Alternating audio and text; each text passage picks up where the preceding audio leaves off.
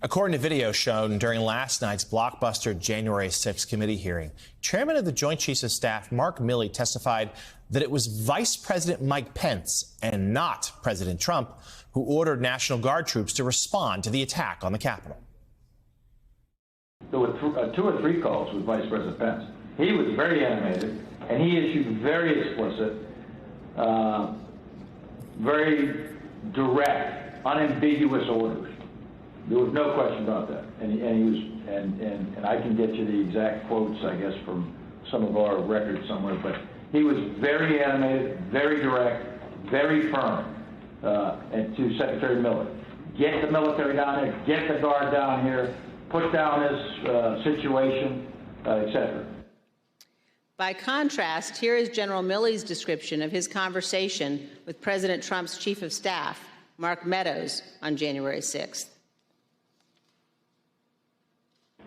He said, we have to kill the narrative that the Vice President is making all the decisions.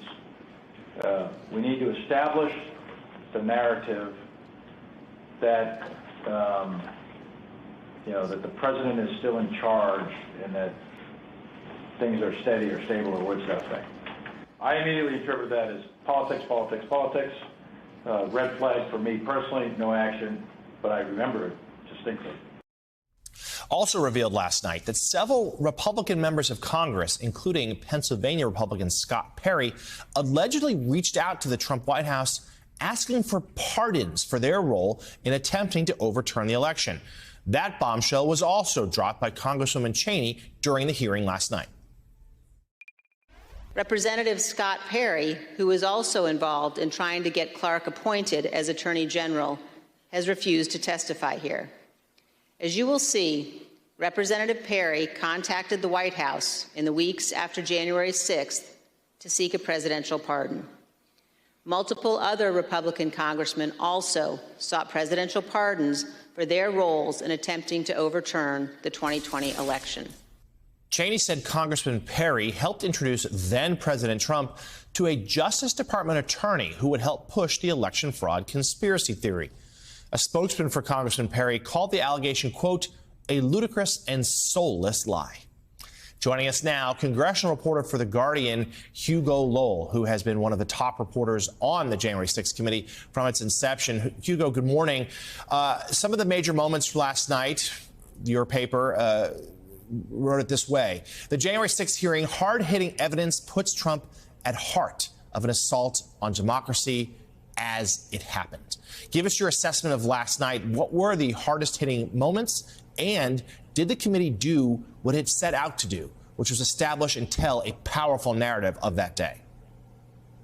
Yeah, Jonathan, I think there were 2 things that really stuck out to me, and one of those things was definitely the pardons being requested by people like Scott Perry and other Republicans. We didn't get the full list of Republicans who are seeking pardons, but I'm sorry, but there's just no way you're asking for pardons without a consciousness of guilt. It just doesn't work that way. You're only asking for a pardon when you think you've done something wrong or if you think you have some legal exposure. So that just doesn't add up that you are asking for a pardon, but you also thought you are somehow innocent. So that was the first thing that stood out to me, and there might be some potential legal exposure there for some of the Republican members of Congress. The second thing that stood out to me, though, was this committee really going after this concept of willful blindness. And I think it's really important because the committee was showing by having the former Attorney General Bill Barr, by having his own daughter Ivanka Trump talk about the fact that the election was not stolen, that the claims that Donald Trump was putting out there were nonsense. And by saying that, they're basically making the case that Trump engaged in willful blindness, the doctrine that if you're credibly informed that something is not the case, then you can't then use that as a legal defense to say, oh, well, I didn't know about it, and use that to perpetuate what turned out to be potential crimes. So those are the 2 things that really stood out to me. Whether or not it cut through to the American public, I think we have to wait and see. I don't think this is something that you can measure in ratings on the night. some of these clips are circulating around social media. They're racking up a very high number of views. And I think some of the footage from the Capitol attack itself, of the Proud Boys storming the Capitol, breaching the police lines, really compelling, really powerful video. So I think we have to wait to see how the American public receives that.